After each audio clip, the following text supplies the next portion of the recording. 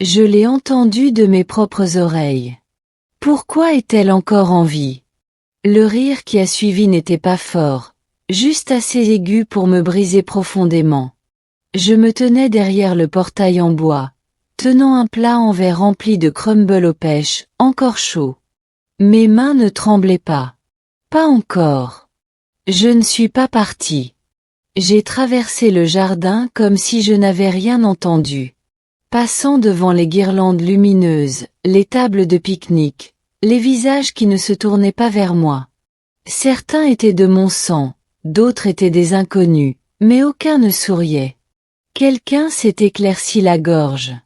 Oh, ma belle, on ne savait pas que tu venais. C'était Jody, la femme de mon fils. La même voix, derrière la clôture. J'ai apporté du crumble, ai-je dit. Personne n'a proposé de prendre le plat. J'ai trouvé une place au bout de la table. La chaise pliante a craqué sous moi. J'avais mal au dos, mais je me suis redressée. L'air sentait la viande grillée et les bougies à la citronnelle. Une musique sortait d'un haut-parleur. Quelque chose de trop fort et rapide pour quelqu'un de plus de 40 ans. Ils ont ri, mangé et bu. J'ai regardé. Karl, mon fils, a porté un toast à un moment donné. À la famille, a-t-il dit en levant une bière. Et, quand les verres ont trinqué, personne n'a regardé dans ma direction. Les enfants, mes petits-enfants, sont passés 3 fois devant moi en courant. Personne ne s'est arrêté. Personne n'a dit « Salut, grand-mère ». Je me suis demandé s'ils m'avaient seulement reconnu sans le tablier ni les sacs de course. Avant, je leur apportais des bonbons gélifiés dans des sacs Ziploc. Jody a fini par s'approcher. Elle s'est penchée vers moi avec ce sourire pincé qu'elle arbore quand les caméras sont là. « Tu veux une assiette ?» J'ai levé les yeux vers elle. « Je vais bien. » Elle hocha la tête trop vite et s'éloigna avant que je puisse en dire plus. Je suis restée jusqu'à la fin. J'ai aidé à empiler les assiettes. J'ai plié les serviettes. J'ai essuyé la table collante avec un essuie-tout humide pendant que les autres rentraient. Puis j'ai pris mon plat en verre vide, encore chaud du soleil de l'après-midi, et je suis partie. Ni par colère, ni par chagrin, mais avec une décision. Le lendemain matin, j'ai préparé du café dans ma plus petite cafetière. Juste une tasse. Je me suis assise à la table près de la fenêtre, la même table où Karl faisait ses devoirs. Les pieds trop longs pour la chaise. À l'époque, il avait besoin de moi. Maintenant, il me tolérait à peine. Je n'ai parlé à personne ce dimanche-là. Le plat à tarte était propre, sec et rangé. J'ai quitté la maison une fois pour aller chercher le courrier, mais je n'ai pas ouvert les enveloppes. Je n'étais pas prête à revoir son nom sur la facture d'électricité. Cette maison, leur maison, était à moi autrefois. La compte, au moins 40 000 $, provenant de mon compte retraite, à l'époque où je croyais aux secondes chances et aux investissements familiaux. Juste pour vous aider à démarrer, avais-je dit. Apparemment, sans engagement. Pas de place à la table non plus. Les papiers étaient encore dans mon classeur. Je n'avais jamais eu besoin de les consulter auparavant. Mais maintenant, je voulais voir. Pas les chiffres. Je connaissais les chiffres, mais les noms. À qui appartenait quoi? À qui appartenait vraiment ce que j'avais donné? J'ai sorti le dossier intitulé « Karl Haus ».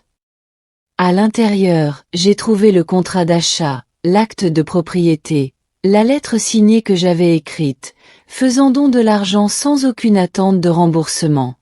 Parce que tu es mon fils, j'ai écrit. Ça m'a fait mal de lire cette ligne. Plus que je ne l'aurais cru. Ce soir-là, j'ai appelé une femme nommée Lena. Ce n'est pas une amie. Pas vraiment. Mais elle est futée. Elle travaillait dans le domaine des successions.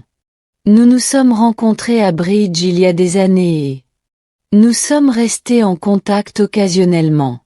Je lui ai dit que j'avais des questions sur les biens, les donations et les documents de succession. Elle n'a pas demandé pourquoi. Elle a juste dit « Reviens demain. Apporte tout ». J'ai bien dormi cette nuit-là. Pas de pilule, pas de va-et-vient. Pas vraiment la paix, mais une sorte d'harmonie. Le matin, je me suis habillée. Soigneusement, j'ai repassé mon pantalon, mis de vraies chaussures. Le bon manteau, même s'il faisait trop chaud. Quand on s'apprête à changer de vie, on porte quelque chose avec des boutons. La maison de Léna sentait le nettoyant au citron et le thé à la menthe poivrée. Elle a regardé le dossier, a parcouru les documents et a laissé un petit grognement. Pas d'attentes écrites, pas de titres partagés. C'est à eux maintenant. Tu l'as offert. Je sais, ai-je dit. Mais ça ne veut pas dire que tu es impuissante. Elle m'a expliqué ce qu'il était encore possible de faire concernant les comptes, les testaments et les procurations. Tu ne peux pas reprendre la maison, dit-elle. Mais tu peux t'assurer qu'ils n'obtiennent rien d'autre. C'était suffisant. Elle m'a donné une liste de contrôle. Je l'ai pliée en deux et je l'ai mise dans mon sac à main. Ce soir-là, je me suis assise à la table de la cuisine. Pas de musique, pas de télévision. Juste le silence que je détestais autrefois, mais maintenant.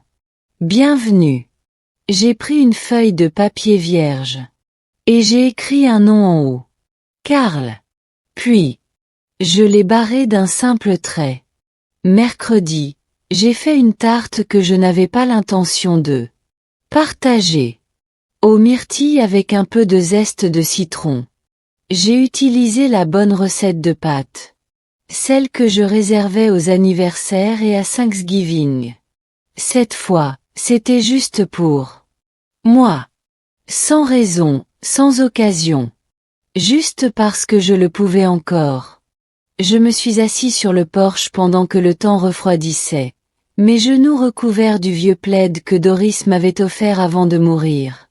La rue était calme, quelques enfants à vélo, quelqu'un tondait la pelouse à 2 maisons plus loin. C'était le genre d'après-midi où rien d'important ne se passait, à moins d'être attentif. Vers 4 heures du matin, une voiture que j'ai reconnue s'est garée dans l'allée de l'autre côté de la rue. La sœur de Jode, Michel, en est sortie avec un sac rempli de courses et une bouteille de vin. Elle a frappé une fois et est entrée sans attendre. Confortable, sûre de sa place. Je n'avais pas été invitée dans cette maison depuis près de 4 mois. Pas depuis l'anniversaire de Ruby. Même là, ils m'ont installée près de la poubelle. Alors, tu ne seras pas trop près de la musique, maman. Je me souviens que Karl avait dit ça comme si c'était attentionné. Ruby n'avait ouvert mon cadeau qu'après mon départ. Un livre d'images brodé à la main. J'avais écrit un petit mot à Ruby à l'intérieur de la couverture, avec tout l'amour qu'une grand-mère peut mettre sur une page. Elle n'en avait jamais parlé. Je les avais revus 2 fois depuis, une fois à l'épicerie. Karl pressé. Jody faisait semblant de ne pas me remarquer au rayon fruits et légumes. Une autre fois à la bibliothèque, où Ruby est passée devant moi. Pas de sourire. Juste un regard. Comme si j'étais une enseignante remplaçante ou une voisine qu'elle n'arrivait pas à identifier. Et pourtant, je gardais un tiroir dans mon couloir avec des autocollants, de petits cahiers, des petits trésors pour les enfants, au cas où. Pendant des années, je l'avais rempli fidèlement. Ce jour-là, je l'avais vidé. Je l'avais mis dans un sac en papier. Je l'avais déposé au bord du trottoir avec les autres déchets recyclables. J'avais regardé le sac rester là pendant des heures, intact, comme moi. Ce soir-là, j'ai reçu un message de Karl. Dis donc, Jode dit qu'elle t'a peut-être blessé dimanche. Ce n'était pas intentionnel. Elle était juste fatiguée. Tu sais comment les événements familiaux peuvent être. Je l'ai lu 2 fois. Puis je l'ai supprimé. Pas de réponse. Supprimé. Je n'archiverai plus ces explications comme des pièces de musée. J'avais fait ça trop longtemps. J'avais conservé des excuses comme des souvenirs. Je les avais enveloppées dans le doux rembourrage du « il ne le pensait pas » ou « elle est juste stressée ». Plus maintenant. À 7 heures, quelqu'un a frappé. Pendant une seconde, j'ai pensé « peut-être », mais c'était Kay, la voisine, qui apportait un pot de soupe aux lentilles et me demandait si j'avais vu son chat. Je ne l'avais pas vu, mais je l'ai invitée à entrer. Nous nous sommes assis à la table de la cuisine et avons partagé la tarte. Elle n'a pas posé de questions sur Karl. Elle n'a pas demandé pourquoi mes yeux semblaient plus lourds que d'habitude. Elle a juste dit que la tarte était si bonne qu'elle en avait les genoux qui bourdonnaient. Nous avons ri. J'avais besoin de ce rire plus que je ne le pensais.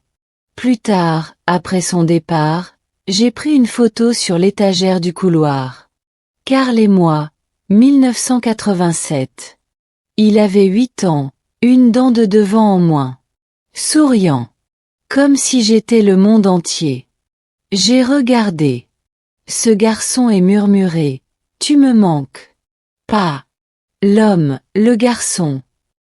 J'ai retourné la photo. Face cachée. Puis j'ai ouvert le tiroir de mon bureau.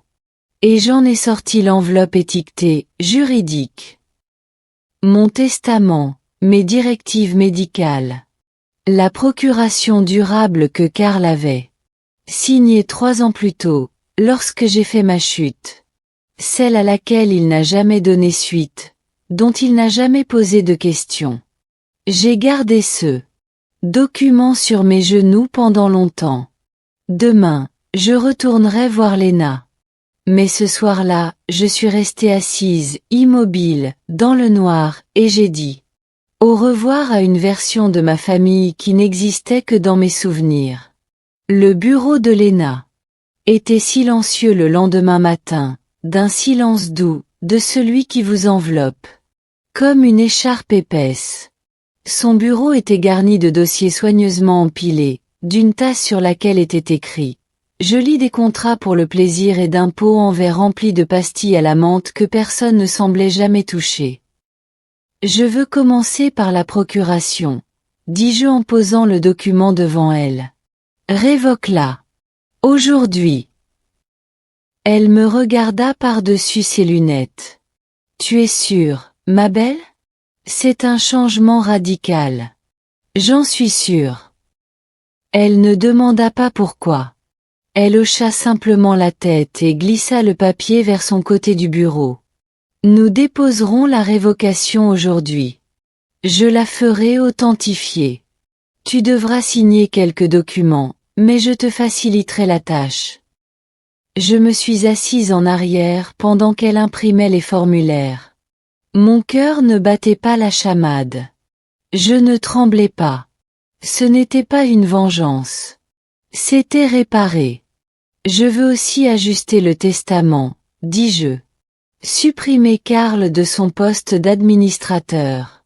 Le retirer. Complètement. Cela la fit hésiter. Tu veux le supprimer complètement? J'ai hoché la tête. Il a une maison, un travail, une famille. Il n'a pas besoin de ce que j'ai économisé. Il a déjà clairement exprimé ses valeurs. Elle n'a pas discuté. Elle a juste ouvert un nouveau modèle et a commencé à taper. Qui devrait le remplacer? Je ne suis pas encore sûre, ai-je admis, mais je trouverai quelqu'un. Un professionnel peut-être. Quelqu'un qui ne me regarde pas comme si j'étais une oubliette. Elle a pris note. Et la maison? La maison ne revient à personne dans la famille, ai-je dit. Vends-la. Les bénéfices devraient être reversés à une cause qui compte. Des idées? J'ai Trouvé une brochure usée dans mon sac à main. Le refuge pour femmes de Greenway Avenue. J'y ai séjourné une fois. Bien avant la naissance de Karl. Elle est restée silencieuse pendant un moment. Elle a juste coché quelques cases sur son écran.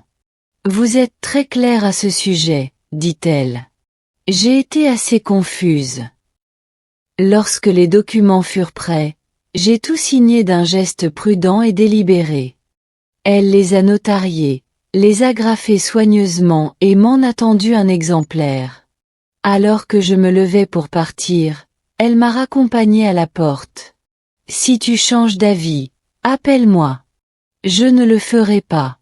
L'air était plus vif qu'avant. Le soleil brillait, mais peu importe. Certains jours, on porte son propre temps. J'ai resserré mon manteau et suis retourné lentement à ma voiture. À la maison, le téléphone clignotait. Un message. Salut maman. J'ai eu ton message vocal pour des questions juridiques. Je ne sais pas ce qui se passe. Jody a dit que tu avais un comportement bizarre le week-end dernier. Bref, appelle-moi. D'accord. Je l'ai supprimé. Puis j'ai bloqué le numéro. Le lendemain matin, j'ai appelé un serrurier. L'homme était jeune et poli. Il a remplacé les serrures des portes d'entrée et de derrière sans poser de questions. Lorsqu'il m'a donné les nouvelles clés, j'en ai fait 4 copies.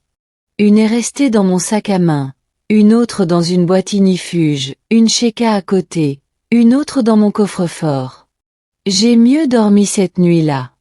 Pas de rêve, juste du repos. Le samedi matin, l'odeur de la pluie est arrivée. Pas celle, dramatique, juste cette douce humidité métallique qui s'installe sur les bords des choses. J'ai enfilé mes bottes et je suis quand même sortie. Le jardin n'avait pas été touché depuis des semaines, et les maroldes penchaient comme des épaules fatiguées. Je les ai remis en place lentement, méthodiquement. Les ciseaux dans ma main me donnaient une impression de contrôle. À midi, je suis allée à la First Mutual Credit Union. L'agence était plus calme que dans mes souvenirs. Pas de longues files d'attente, juste le faible bourdonnement des imprimantes et le bavardage poli des employés du service client. J'ai demandé à parler à une responsable. Une femme nommée Trina est sortie, vive mais gentille, et m'a conduite à son bureau vitré.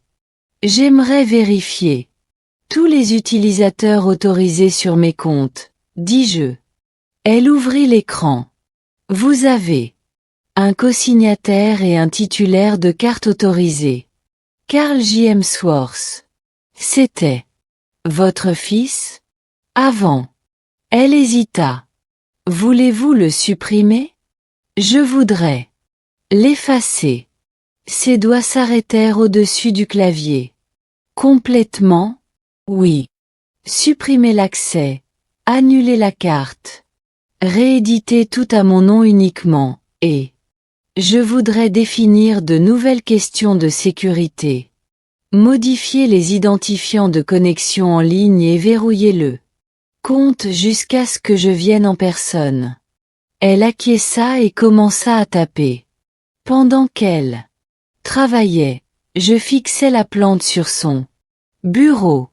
Impto, ses feuilles brillantaient, en forme de cœur, tombant doucement vers le sol. J'en avais une exactement comme celle-ci. Dans la chambre de Karl. Un jour, il a essayé de manger la terre. J'avais tellement ri que j'ai failli laisser tomber le sac à langer. Trina a imprimé les modifications et m'a glissé les papiers. Si vous souhaitez configurer des alertes ou créer une fiducie, nous pouvons également vous aider. Pas encore, ai-je dit. Je suis encore en train de construire la prochaine version de ma vie. Elle a souri, comme si elle comprenait plus qu'elle ne le disait. En quittant la banque, je ne me suis pas sentie triomphante. Je me sentais propre.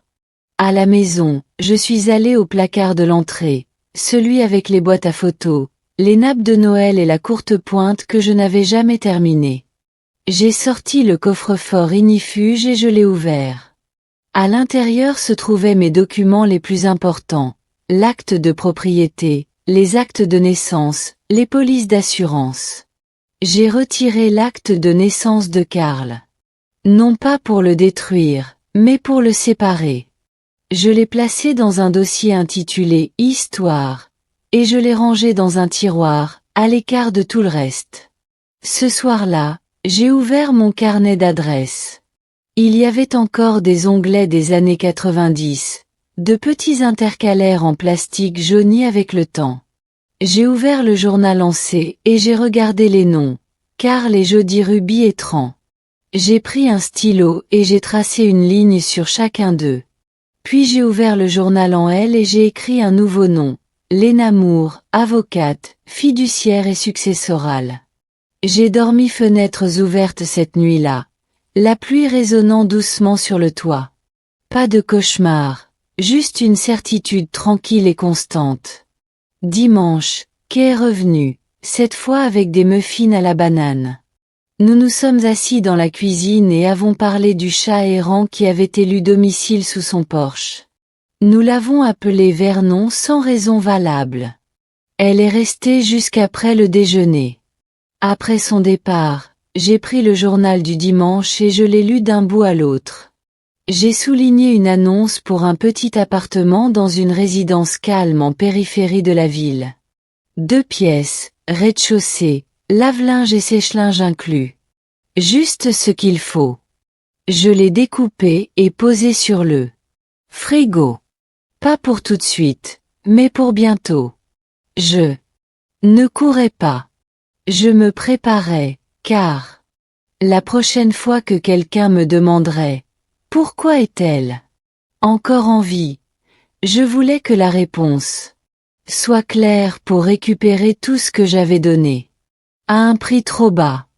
Lundi, j'ai appelé l'avocat immobilier que Lena avait recommandé, un homme nommé Charles Lindell. Sa voix était posée, basse, du genre à laquelle on fait confiance avant même de croiser son regard. Je lui ai dit que je voulais parler de changement de titre et de transfert de propriété. Il m'a donné rendez-vous pour jeudi. En attendant, j'ai tout rassemblé, l'acte de propriété, les relevés d'impôts fonciers, les factures de réparation que j'avais conservées pendant 20 ans, la nouvelle toiture, la nouvelle plomberie, la chaudière que Karl avait dite ne valait pas l'investissement, mais que j'avais payé quand même. Chaque reçu était un fil conducteur de l'histoire qu'il voulait oublier. J'en faisais des copies soignées. J'ai étiqueté des dossiers. Une fois terminé, ma table à manger ressemblait à la salle de guerre d'une femme à laquelle personne ne s'attendait à résister. Ce soir-là, le téléphone a sonné à nouveau. Numéro bloqué. Je suis tombé sur la messagerie. Un instant plus tard, le répondeur a décroché. Ma belle, c'est Jody. Écoute, on ne comprend vraiment pas ce qui se passe. Karl essaie d'appeler. Ruby demande de tes nouvelles. On est tous inquiets. Rappelle-nous. J'ai éteint le répondeur. Le mensonge flottait dans l'air comme un vieux parfum. Ruby ne m'avait pas adressé la parole depuis des semaines. Pas même le jour de mon anniversaire, qui est arrivé et reparti avec rien d'autre qu'une notification Facebook de Jody qui disait « J'espère que tu passes un bon anniversaire », sous une photo de leur chien. C'était le même anniversaire où, assise seule dans ma cuisine, je me suis préparé un petit gâteau juste pour marquer le coup. Ils n'étaient pas inquiets. Ils étaient perturbés. Et il y a une différence. Jeudi, j'ai enfilé mon cardigan bleu marine, celui avec les boutons en nacre qui brillaient encore lorsque je les tenais à la lumière. Je suis arrivé au bureau de Charles Lindell avec 20 minutes d'avance. Sa réceptionniste m'a proposé un café. J'ai refusé. Mes mains n'avaient pas besoin de caféine ce jour-là. Charles était gentil, calme et intelligent. Le genre d'homme qui écoute plus qu'il ne parle. Je l'ai tout de suite apprécié. Je veux que la maison soit placée sous fiducie, ai-je dit une fois assis. Personne dans ma famille n'y a accès. Ni maintenant, ni plus tard. Il a hoché la tête. Une fiducie entre vifs, c'est simple. Vous en serez le fiduciaire et le bénéficiaire pour le moment. À votre décès, la maison pourra être transférée où vous le souhaitez. Je veux qu'elle soit vendue et que tout soit liquidé. Les recettes seront intégralement versées au refuge pour femmes de Greenway. Il haussa un sourcil. Pas d'héritage familial. Non, il n'a pas insisté, il l'a juste écrit. Je souhaite également rayer Karl de tous les documents où il pourrait être désigné comme bénéficiaire. Compte bancaire, assurance, procuration pour soins de santé, tout. Je préparerai les documents. Il a dit que nous pouvons les légaliser en interne. Vous devrez également mettre à jour votre testament pour refléter ces changements. J'ai déjà commencé cela avec mon avocat spécialisé en succession. Il sourit, une petite grimace au coin des lèvres. Ensuite, nous allons simplement officialiser la chose. Nous avons travaillé pendant près de 2 heures à revoir les clauses, à signer les formulaires, à attribuer les imprévus. Il m'a tout expliqué avec patience et précision. Une fois terminé, il m'a tendu un classeur fin. Voici votre dossier de fiducie, a-t-il dit. Garde-le précieusement. On fera tout le reste cette semaine. Je l'ai remercié et j'ai quitté le bureau avec une étrange sensation de solidité, comme si ma colonne vertébrale pesait à nouveau lourd. Sur le chemin du retour, je me suis arrêté à la boulangerie de Main Street. Je n'y étais pas allé depuis des années. La serveuse était nouvelle. Elle m'a appelé « Madame » et m'a offert un biscuit pour mon amabilité. J'ai acheté une tarte au citron et je l'ai mangée dans la voiture, la chaleur du soleil sur mes genoux à travers le pare-brise. De retour à la maison, je me suis assis au calme et j'ai relu les documents de fiducie. Mon nom, ma signature, mes conditions, aucune faille, aucun point faible. Pour la première fois depuis des mois, peut-être des années, je n'avais pas l'impression d'être quelqu'un qui attendait d'être choisi. Je m'étais choisi moi-même. Plus tard dans la soirée, juste au moment où le ciel commençait à tourner, une voiture s'est garée dans mon allée. Karl. Il est sorti lentement, comme s'il n'était pas sûr d'eux. Il serait le bienvenu. Je n'ai pas ouvert la porte. Il a frappé une fois, puis une autre. Finalement, il a appelé à travers la porte. Maman, s'il te plaît.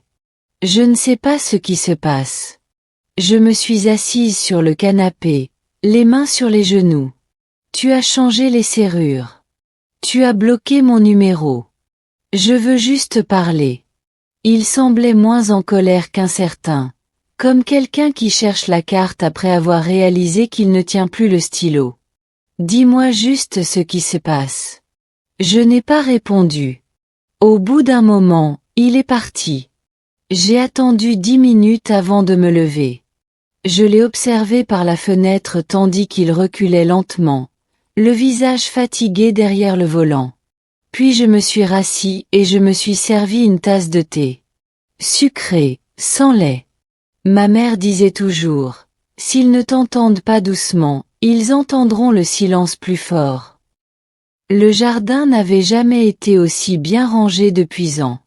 Vendredi, j'ai taillé les haies, balayé le porche et même remplacé l'ampoule fissurée au-dessus de la porte. Non pas parce que quelqu'un allait arriver, mais parce que je partirais un jour, et je voulais que la maison sache que je n'avais pas cessé de m'en soucier. Ce n'était pas la faute de la maison. J'y vivais depuis 43 ans. J'y ai emménagé quand Karl avait 5 ans. À l'époque, son passe-temps préféré était d'aligner ses dinosaures en peluche sur le rebord de la fenêtre et de les nommer comme ses camarades de classe. Celle-ci s'appelle Rebecca et celle-ci Madame Fulton. C'était la maison de mes rêves. 3 chambres, une grande fenêtre à l'avant, un petit grenier étroit que j'avais transformé en atelier de couture. J'avais peint tous les murs moi-même. J'avais carrelé le sol de la cuisine après la mort de Franck. J'avais appris à remplacer les grilles de gouttière lorsque les voisins m'avaient dit d'attendre l'aide de mon fils. J'avais arrêté d'attendre depuis longtemps. Cet après-midi-là, je suis passé par là. Chaque pièce était équipée d'un bloc-notes. Dans la chambre d'amis, une vieille commode que j'avais offerte à Karl et Jode lorsqu'ils avaient besoin de meubles. Ils disaient que c'était trop démodé. Dans le couloir, un point de croix encadré de ma sœur sur lequel était écrit « La paix est ici ». Il était accroché depuis si longtemps que le mur derrière était plus propre que la peinture tout autour. Dans la chambre du fond, l'ancienne chambre de Karl, les rideaux étaient toujours ceux avec des petits voiliers. J'avais prévu de les remplacer il y a des années, mais il y avait toujours un obstacle. Le placard contenait encore une boîte poussiéreuse de cartes de baseball et une boîte à chaussures étiquetée « Privé ». Je ne l'ai pas ouverte. Au lieu de cela, je me suis assise au bord du lit et j'ai regardé par la fenêtre. Le pommier du jardin était maintenant tordu. Le temps l'avait tiré vers la gauche, mais il fleurissait toujours chaque printemps avec défi, comme s'il ne savait pas qu'il était fatigué. Je suis restée là pendant près d'1 heure, me souvenant de la fois où Karl avait grimpé à cet arbre et s'était retrouvé coincé, hurlant comme une sirène, jusqu'à ce que je ressorte pieds nus et furieuse, traînant l'échelle derrière moi. La façon dont il m'avait serrée dans ses bras après, tremblante de larmes. « Ne le dis à personne », avait-il dit. Et je ne l'ai jamais fait. Je me souvenais de la première fois où il était rentré avec Jody. Sa façon de regarder ma maison comme si c'était un motel qui n'avait pas encore été évalué. « C'est douillet », avait-elle dit. Je me souvenais d'avoir tenu Ruby dans mes bras pour la première fois. Ses joues étaient rouges et fripées. Karl avait pleuré ce jour-là. « Elle est parfaite », avait-il murmuré. Je me suis souvenu du Noël où Jode m'avait dit de ne pas apporter de nourriture parce que les enfants ne mangent pas de trucs démodés. Et que j'avais quand même apporté une tarte. Ruby n'y avait jamais touché. Tran avait dit qu'elle avait un goût de savon. Ils ont ri. C'est l'année où j'ai arrêté de cuisiner pour leur fête. Mais je n'ai jamais arrêté de cuisiner. Je me suis levée et j'ai écrit sur mon bloc-notes. Laissez les rideaux. Prenez la courte pointe. Dans la cuisine, j'ai ouvert le placard au-dessus de la cuisinière. Mon placard à pâtisserie. Tout était encore à sa place. Vanille, cannelle, cassonade, les lourds verres doseur que Franck m'avait offerts pour nos 10 ans. Je les ai soigneusement emballés et placés dans une boîte matelassée avec l'étiquette « À garder ». Le lendemain, j'ai appelé la résidence que j'avais découpée dans le journal. Une gentille dame nommée Teresa m'a répondu. « Oui, nous avons encore un T2 de libre », a-t-elle dit. Premier étage, très lumineux et calme. Surtout des retraités et des enseignants. Acceptez-vous les chats? Oui. Je n'en ai pas, mais j'aimais savoir que je pouvais. J'ai programmé une visite pour mardi. Ce soir-là, je me suis assis sur la véranda avec une couverture et une tasse de thé. La rue était calme, quelques lampadaires de l'autre côté de la rue, un carillon à vent tintait faiblement à côté. J'ai repensé à toutes les nuits où j'étais assis ici, à attendre des phares, des pas, que quelqu'un se souvienne de mon existence. Mais pas cette nuit-là. Cette nuit-là, j'étais simplement assis. Sans attente, sans fin. Juste moi dans l'air frais, avec mon nom toujours le mien et ma maison toujours calme. J'ai pensé à Karl. Il ne me manquait pas. Pas vraiment. Son idée me manquait. Le fils qui construisait des châteaux en Lego sur ma table basse. Le garçon qui me tenait la main trop fort en traversant la rue. Ce garçon avait disparu depuis longtemps. remplacé par un homme qui ne voyait pas au-delà de ses propres besoins, de mon propre emploi du temps. Peut-être qu'un jour je ferai son deuil comme il se doit. Mais pas maintenant. Maintenant, j'avais des valises à faire. L'appel est arrivé. Dimanche soir. Pas de Karl, de Ruby. Salut, grand-mère, dit-elle. Sa voix était plus faible que dans mes souvenirs. Eh, toujours ton numéro? C'est un silence. Je l'ai trouvé dans un des vieux téléphones de papa. Il ne savait pas que je cherchais. J'ai attendu. J'avais envie de lui dire que j'étais désolée pour le jardin. Pour tout, en fait. Je ne me suis pas précipitée pour la réconforter. Cet instinct, celui de protéger les autres d'eux. Leur honte vivait en moi depuis longtemps, mais je l'avais chassée récemment. De quoi es-tu désolée? Demandai-je doucement. Elle respira. De ne pas t'avoir parlé. D'avoir fait semblant de ne pas te voir à la bibliothèque. D'avoir ri quand maman a dit ce qu'elle a dit? Ce n'était pas drôle. J'ai juste. Elle s'est arrêtée. Tu voulais juste être à ta place. J'ai terminé pour elle. Oui. Je ne lui ai pas pardonné tout de suite. Ce n'est pas comme ça que les vraies excuses fonctionnent, mais j'ai dit, merci d'être passé. Je peux te voir? A-t-elle demandé. Juste moi. J'ai pensé au tiroir à tarte que j'avais vidé, aux cartes de Noël que je continuais à envoyer même quand elle ne recevait plus de réponse, à la façon dont elle me serrait la main en traversant les trottoirs verglacés. D'accord, ai-je dit. Viens demain après l'école. Juste toi. Elle expira comme si elle avait retenu son souffle tout l'été. Je le ferai. Promis. J'ai raccroché et je suis restée assise tranquillement, mon thé refroidissant dans mes mains. Lundi est arrivé, gris et bruneux, le genre de journée qui rend tout plus doux. J'ai fait du pain à la banane, pas pour quelqu'un en particulier, juste pour réchauffer la maison. À 16h12, le nœud de Ruby est arrivé. Elle se tenait sur le porche, vêtue d'un sweat à capuche de taille trop grand et de baskets au lacet défait. Ses yeux étaient cernés de quelque chose qui n'était pas juste du mascara. Je n'étais pas sûre que tu ouvrirais la porte, a-t-elle dit. Je n'étais pas sûre que tu frapperais, ai-je répondu. À l'intérieur, nous nous sommes assis à la table de la cuisine. Elle a grignoté du pain. J'ai servi du thé. Maman dit que tu es devenu fou, a-t-elle dit, sans méchanceté. Que tu nous exclus. Je ne te coupe pas. Je choisis, ai-je dit. Il y a une différence. Elle a hoché la tête comme si elle avait presque compris. Je ne te déteste pas, ai-je ajouté. Je ne te déteste pas non plus, a-t-elle murmuré. Je crois juste que j'ai copié leur comportement. Et je ne me suis pas posé de questions avant de commencer à me manquer. Cette phrase a fait naître quelque chose en moi. Je veux revenir, a-t-elle dit. Si c'est permis.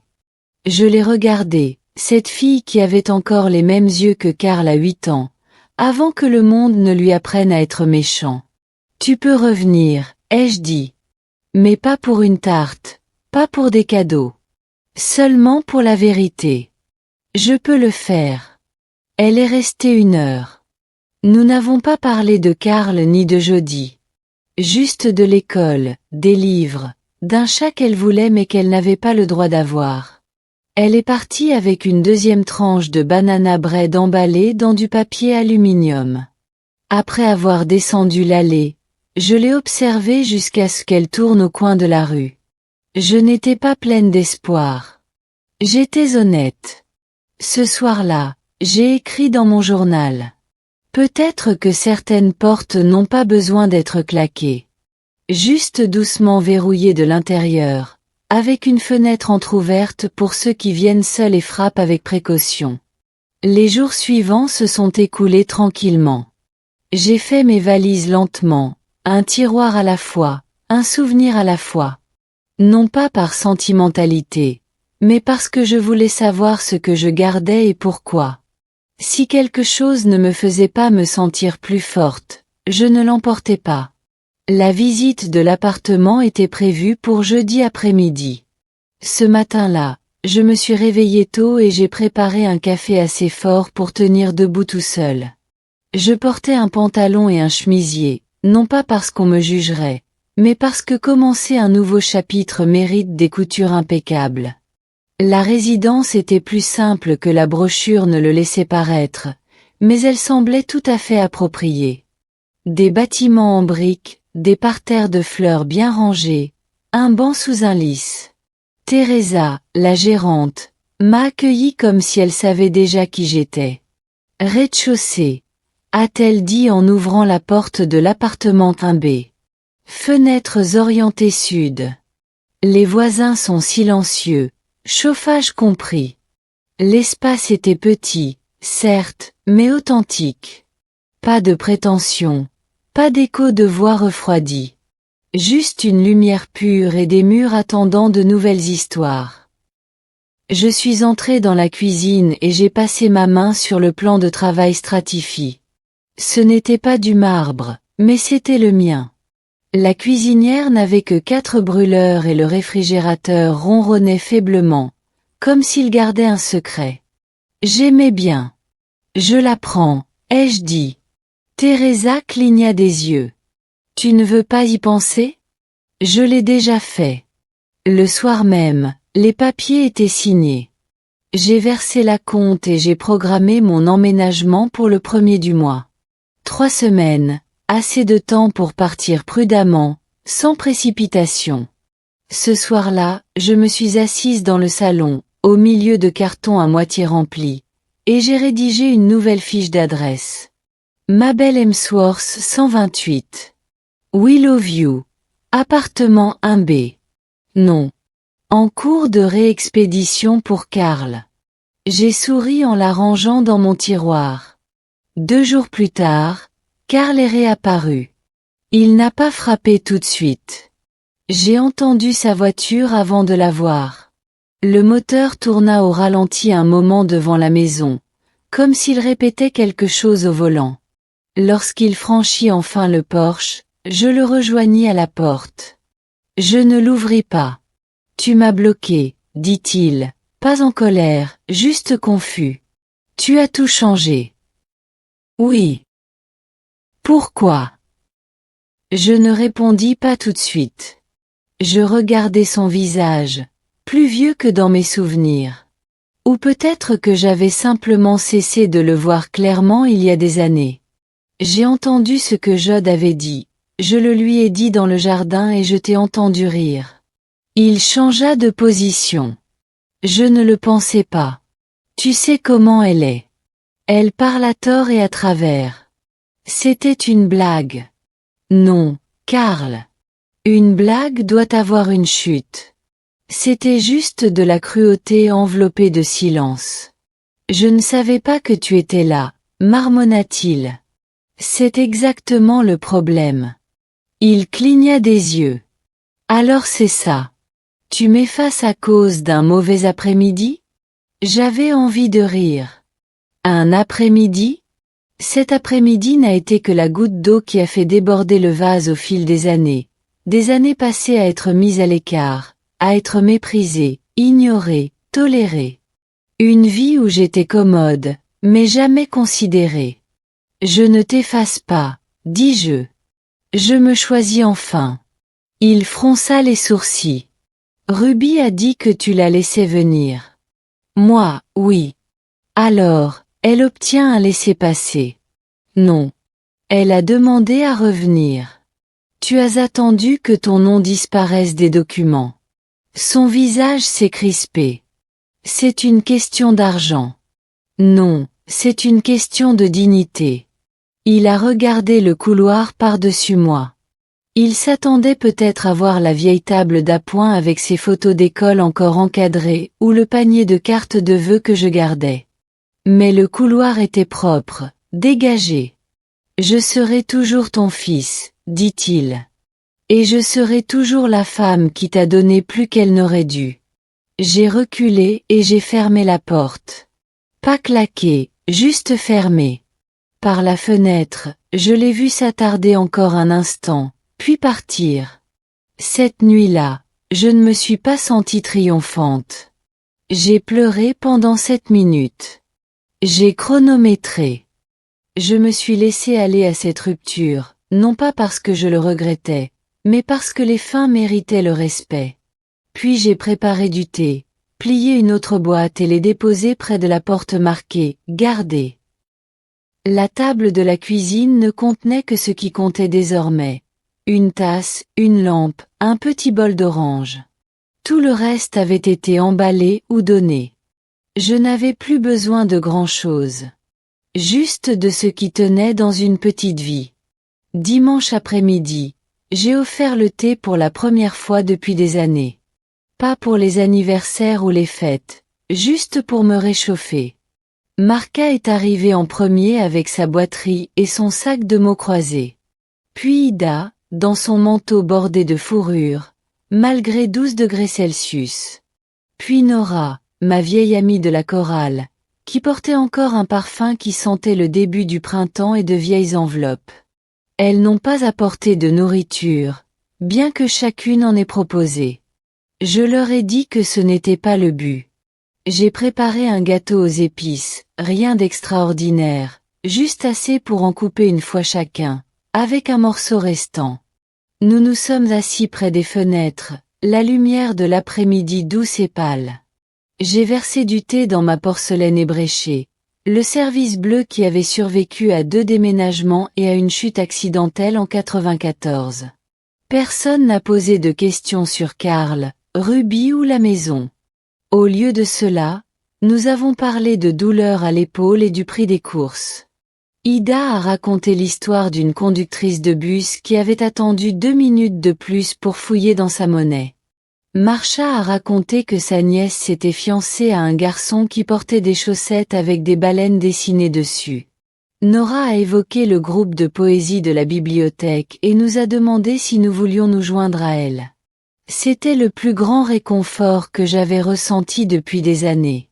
À un moment, la conversation a baissé, comme c'est toujours le cas lorsque des femmes de plus de 70 ans boivent des boissons chaudes ensemble. La salle s'est tue, non pas de gêne, mais de satiété. Et je l'ai dit. Je déménage. 3 paires de sourcils se levèrent. Mais personne ne m'interrompit. J'ai trouvé un petit appartement à l'autre bout de la ville. Je serai partie d'ici la fin du mois. Ida se pencha. Votre fils est-il au courant? Il n'en a pas besoin. Marcia hocha la tête comme si c'était la seule explication nécessaire. Ils restèrent 1 heure de plus, aidèrent à laver les tasses, enveloppèrent la part de gâteau supplémentaire dans du papier aluminium et dirent qu'ils reviendraient bientôt. Lorsqu'ils partirent, la maison était calme, mais pas vide. Je passai à nouveau par chaque pièce, cette fois non pas en guise d'adieu, mais en guise de bénédiction.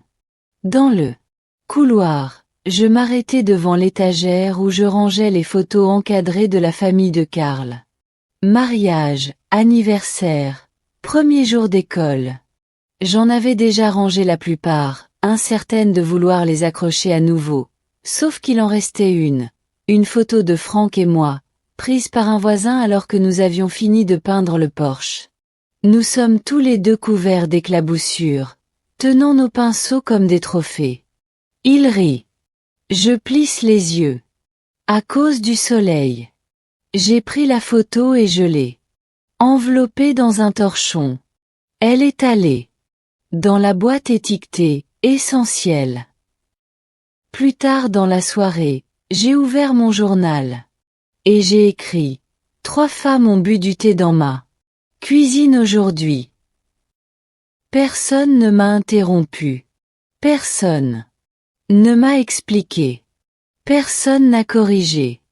Nous avons juste existé. Ensemble. Cette entrée avait plus de valeur que toutes les lettres d'information de Noël que j'écrivais, remplies de bonheur fin et de gratitude obligatoire. Le lendemain matin, je me suis réveillée avec un message vocal. De Jody. Court et froid. J'ai entendu dire que tu avais parlé à Ruby et que Carl disait que tu étais hostile. Si c'est ta façon d'attirer l'attention, c'est vraiment triste. Je l'ai écouté une fois, puis je l'ai supprimé. Hostile. C'est comme ça qu'on appelait une femme qui a finalement pris la parole. C'est ce qu'ils appelaient le silence quand il ne leur servait plus à rien. J'ouvris la porte de derrière et entrai dans la cour. L'air sentait les feuilles mouillées et la douce odeur de l'herbe. Je marchais pieds nus dans le carré de pelouse que j'avais tondu moi-même pendant des décennies. Au coin le plus éloigné, là où se trouvait le jardin, la terre était encore sombre. Je m'agenouillai lentement, ignorant la douleur dans mes genoux, et enfonçai mes doigts dans la terre. Je plantai 3 graines de marigold d'un vieux paquet de papier trouvé en faisant mes cartons. Juste 3, non pas pour fleurir, mais pour marquer quelque chose. La sonnette retentit à 10h42 précise, mercredi. Je savais que ce n'était pas le facteur. Il était venu à midi, à peu près. Et ce n'était pas Kay, qui frappait comme si elle s'excusait toujours à moitié. Non, ce coup était un coup de répétition. Polly. Quand j'ai ouvert la porte, Jody se tenait là, avec des talons trop hauts pour le temps et un manteau couleur os mouillé. Son rouge à lèvres était parfait, mais ses yeux étaient fermés. Ma belle, dit-elle comme si elle lisait le mot sur un bloc-notes. Jody. Elle n'a pas demandé à entrer. Elle est passée devant moi comme si elle vivait encore dans le récit où c'était autorisé. J'ai refermé la porte derrière elle. Lentement, délibérément, elle se tenait au milieu de mon salon comme quelqu'un qui s'apprête à faire un discours. Ses mains étaient trop serrées devant son sac à main. Ça devient incontrôlable, commença-t-elle. Tu as bloqué Carl. Tu as changé de compte. Ruby se faufile pour t'appeler. Et maintenant, j'ai entendu dire que tu déménages. Tout à fait vrai, dis-je calmement. Elle cligna des yeux, déstabilisée un instant par le manque de résistance. Nous sommes ta famille, dit-elle, appuyant sur ce mot comme si c'était une encre. Tu ne peux pas nous effacer à cause d'une mauvaise journée. Je l'observais. Sa façon de se montrer. De se confronter, comme des bijoux. Exhibés. Non ressentis. Ce n'était pas une mauvaise journée, dis-je. C'était des années de renvoi poli. D'invitation tiède, d'être toléré. Au lieu d'être accueilli. Un jour, tout a basculé. Sa mâchoire se serra. Nous ne t'avons jamais rien demandé. C'est bien là le problème. Tu n'as rien demandé. Tu t'attendais juste à quelque chose. Je ne sais pas ce que Carl a fait pour mériter ça. Elle s'exclama. C'est un homme bien. Les hommes bien ne rient pas quand quelqu'un se demande pourquoi sa mère est encore en vie. Répondis-je d'une voix ferme. Elle fit un pas en avant. Tu crois le punir? Tu punis Ruby. Elle est confuse, blessée, et tu te sers d'elle pour prouver quelque chose. Cela m'a fait réfléchir, non pas parce qu'elle avait raison, mais parce que la culpabilité connaissait encore facilement mon nom. J'ai pris une inspiration. Ruby est venue me voir seule. Elle a 16 ans. Elle sait ce que c'est qu'une porte fermée. Jody a ricané. Tu as toujours dramatisé les choses. Non, j'ai toujours rendu les choses possibles, ai-je dit, plus sèchement maintenant.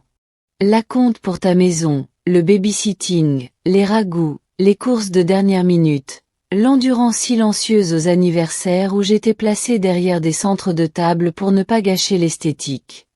Elle s'est retournée et a fait les 100 pas. Tu exagères. Tu as toujours été difficile. J'ai souri alors, mais pas gentiment. Est-ce ce que deviennent les femmes quand elles cessent de confier leur silence? Sa bouche s'ouvrit, se referma.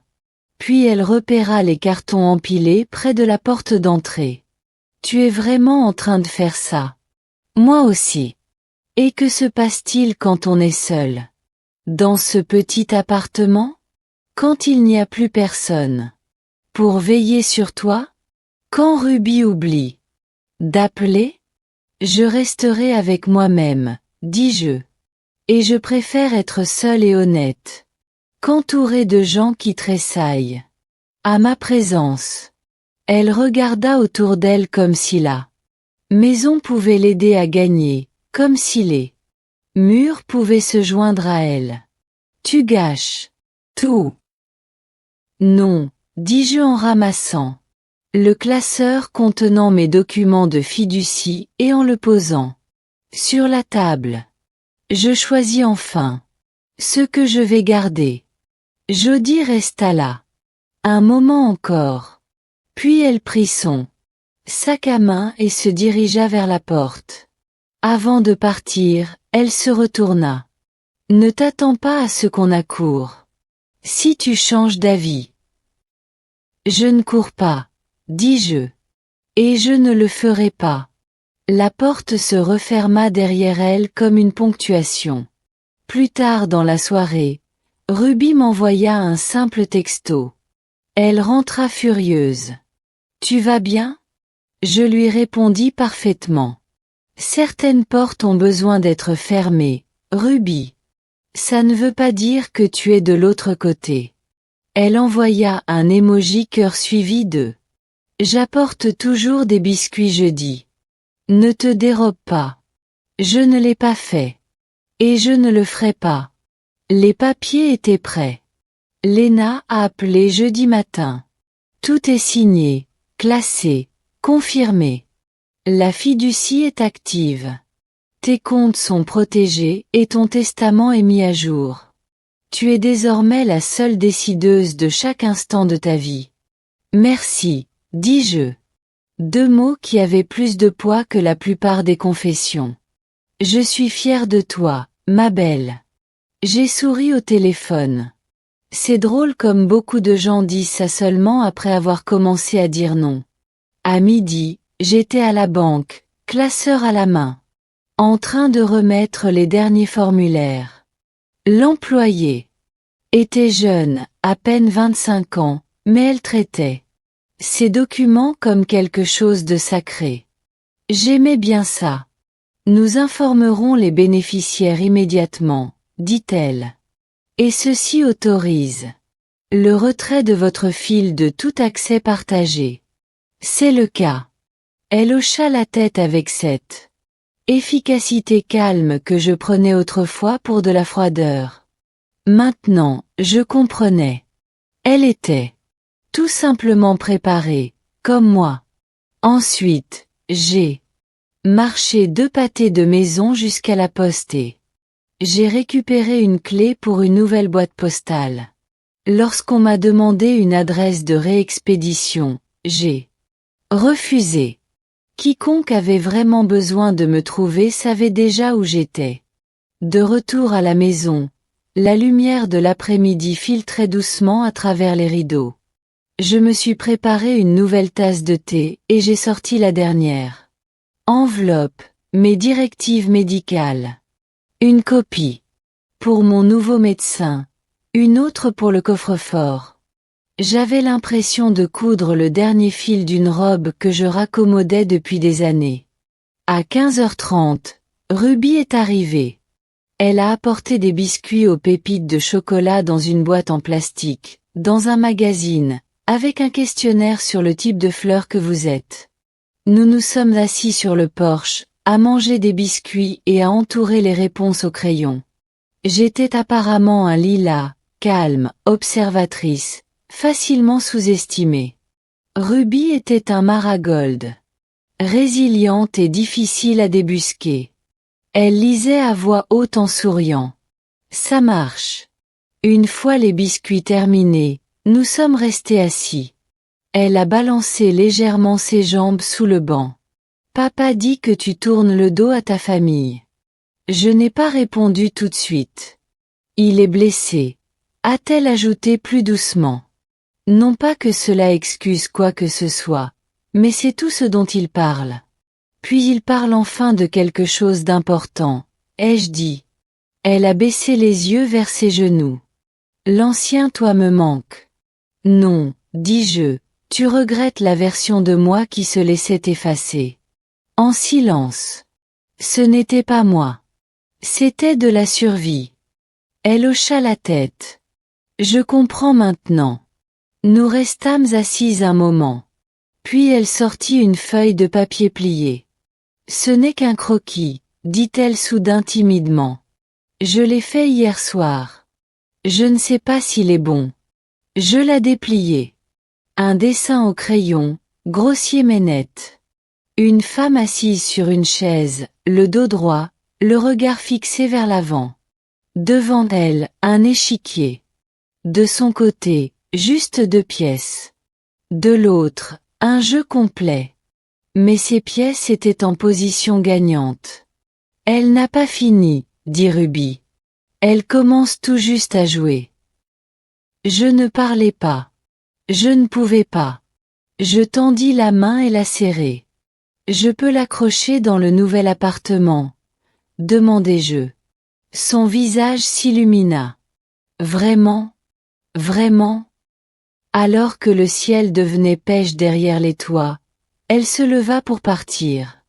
Je sais que ça ne règle pas tout, dit-elle. Mais je veux être là si tu veux bien de moi. Je veux bien, dis-je, mais seulement comme tu es. Pas de faux semblants. Elle sourit. Les Maroldes ne font pas semblant. Après son départ, je suis restée assis seule un long moment. Le dessin sur mes genoux, le silence de la maison autour de moi, tous les papiers signés, toutes les décisions prises, plus aucune autorisation à demander, plus aucun espoir d'invitation arrivée trop tard ou trop superficielle. C'était fait, non pas avec amertume, mais avec fermeté.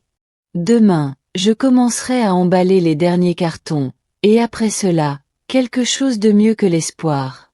De l'espace. Le jour du déménagement est arrivé, sans cérémonie. Je me suis réveillée avant l'aube, j'ai préparé du café dans la même tasse ébréchée que j'utilisais depuis plus de 20 ans et je suis restée une dernière fois dans la cuisine, pieds nus, le linoleum frais sous mon âme. La lumière n'atteignait pas encore les fenêtres, mais je n'en avais pas besoin. Je connaissais cette maison dans le noir, dans ses moindres recoins. Les déménageurs arrivèrent à 9 heures précises. 2 jeunes hommes, polis, rapides, un peu surpris par le peu de carton que j'avais. J'avais tout étiqueté clairement. Cuisine, à garder, placard, à donner, chambre, souvenir, et un autre marqué, ne pas ouvrir. Ils ne posèrent aucune question. À midi, la maison était presque vide. Les murs semblaient fatigués, comme s'ils expiraient. Je traversai chaque pièce lentement, mes doigts effleurant les surfaces une dernière fois, non pas pour m'accrocher, mais pour remercier. Dans le couloir, je m'arrêtai à l'endroit où se trouvaient les marques de taille de Karl, longues, recouvertes de peinture. Je pouvais encore sentir les marques si j'appuyais assez légèrement. 5 ans, 7 ans, 11 ans, une vie de centimètres irréversibles. Je ne pleurais pas. J'ai déposé une petite enveloppe dans le tiroir supérieur de la table vide du couloir. Elle contenait une clé et un mot qui disait simplement « Cette maison m'a tout appris. Merci ». Puis j'ai verrouillé la porte d'entrée derrière moi, et je n'ai pas regardé en arrière. L'appartement sentait la peinture fraîche et le renouveau. Les déménageurs ont placé les cartons exactement là où je les avais demandés. Je les ai un peu trop inclinés. Je m'en fichais. Teresa, du bureau, m'a apporté un paquet de bienvenue et une petite plante. Quelque chose de vert, m'a-t-elle dit. Pour ton rebord de fenêtre. C'était une petite succulente dans un pot en céramique en forme de chat. Je l'ai déposée près de l'évier de la cuisine et j'ai murmuré. Je pense que nous allons bien nous entendre. La première chose que j'ai déballée a été la bouilloire. La deuxième, le dessin de Ruby. Je l'ai accroché près de la fenêtre, où la lumière l'éclairait doucement. Les traits au crayon brillants comme s'ils avaient été fraîchement dessinés. Ce soir-là, j'ai fait des toasts et mangé sur le balcon, emmitouflé dans une couverture. Aucun bruit, juste le vent et le bourdonnement occasionnel de la télévision à travers le mur. Je ne me sentais pas perdue. Je me sentais spacieuse. Le lendemain matin, j'ai déballé le dernier carton. À l'intérieur se trouvait l'essentiel. 2 robes, une paire de chaussures, une boîte de boutons que j'avais collectionnée pendant des décennies et une lettre pliée en 3, légèrement jaunie sur les bords. L'écriture de Frank, la lettre qu'il m'avait écrite avant son opération, celle à laquelle il n'a pas survécu. Si quelque chose tourne mal, ne la replie pas. Reste ouverte. Reste au chaud. Vis les mains détendues. Tu as plus de force que tu ne le penses. Je l'ai placé dans le même tiroir où j'avais conservé mon testament. Cet après-midi-là, j'ai cuisiné pour la première fois dans le nouveau four. Du pain aux bananes. Encore une fois, plus rituel que recette. Pendant que la cuisson cuisait, l'appartement tout entier s'emplit d'une odeur si familière. Je fermai les yeux et souris. À 4 heures, Ruby arriva avec son cartable. Et un bleu frais sur la joue. Rien de grave, juste la marque d'un ballon de volley. Pendant le cours de gym, expliqua-t-elle. J'ai apporté de la confiture, dit-elle en brandissant un petit pot. De la figue et quelque chose. Je trouvais que ça te ressemblait. Nous nous sommes assis à la petite table près de la fenêtre, 2 tranches de pain chaud entre nous. Elle étala la confiture en une couche épaisse et lente. Puis leva les yeux. C'est ça, la paix? Pas tout, dis-je. Mais un coin, oui. Elle mangeait à 2 mains, comme quand elle était petite, les miettes traînant sur la serviette.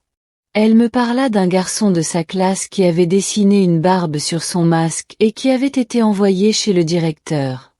De son professeur d'anglais qui avait dit « 34 fois pendant un cours.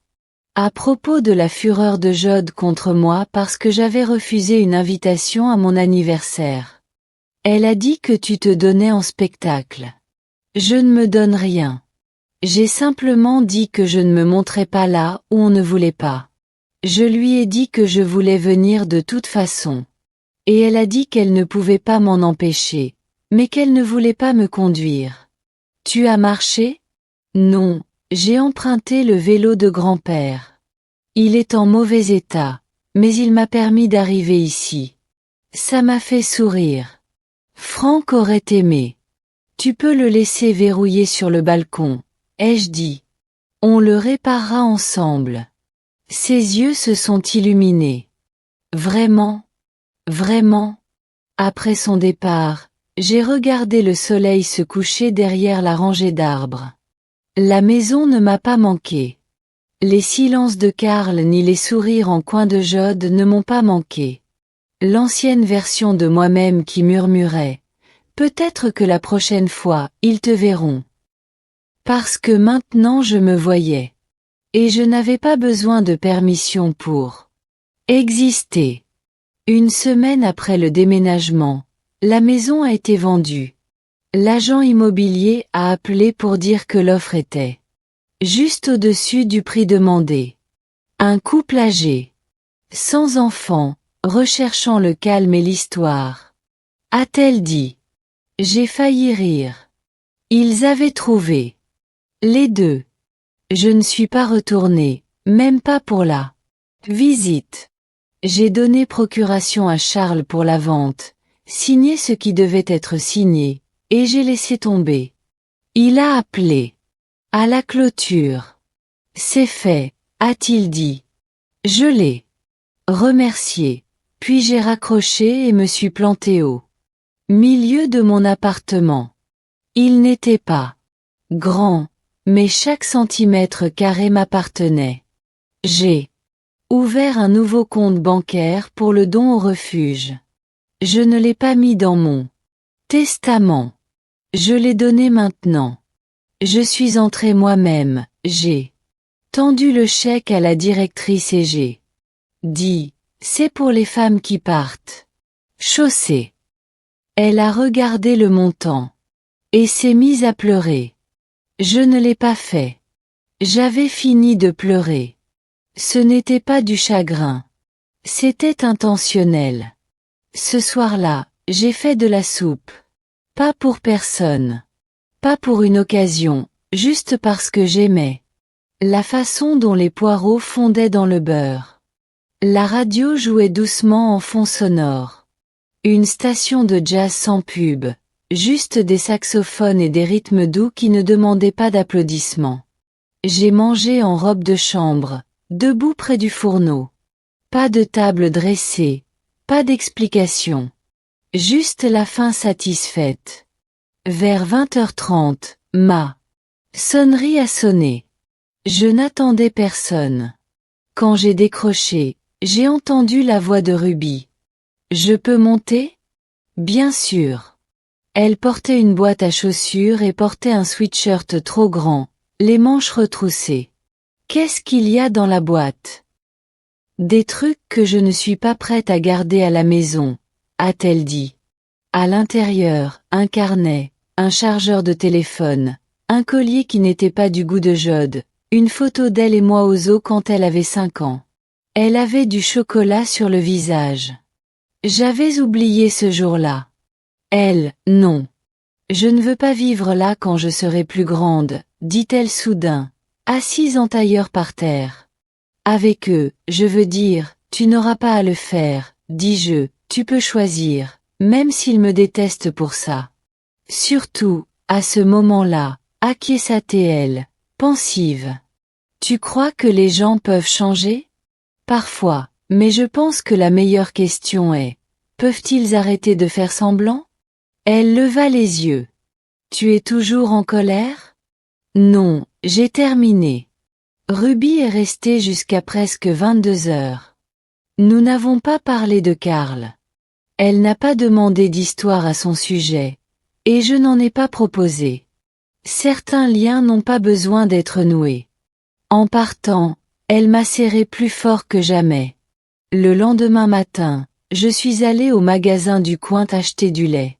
L'homme derrière la caisse m'a fait un signe de tête comme si je faisais déjà partie de la routine. Tu es la dame au pain aux bananes, dit-il. Le gamin au vélo parle de toi. J'ai souri. C'est moi. J'ai acheté un journal. Juste parce que je le pouvais et je l'ai lu sur le balcon, les pieds repliés sous moi. Le monde tournait toujours. Les factures continuaient d'arriver. Mais le silence dans ma poitrine n'était plus pesant. Il était reposant. Plus tard dans la semaine, une lettre est arrivée. Pas d'adresse de retour, mais l'écriture était celle de Karl. Je l'ai ouverte lentement. Maman, je ne sais pas. Comment arranger ça? Je ne sais pas si tu veux que je le fasse. J'ai dit des choses que je ne peux pas démentir.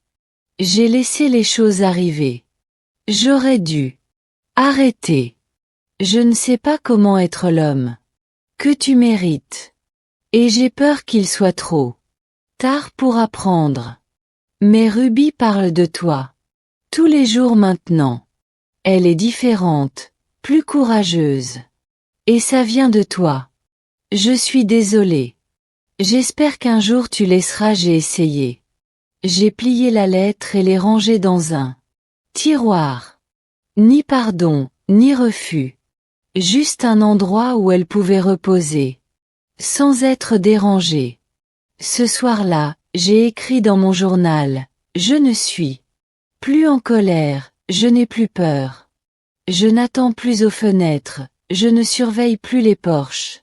Je ne suis plus une invitée oubliée à la table de quelqu'un d'autre. Je construis la mienne. Le jour de mes 73 ans.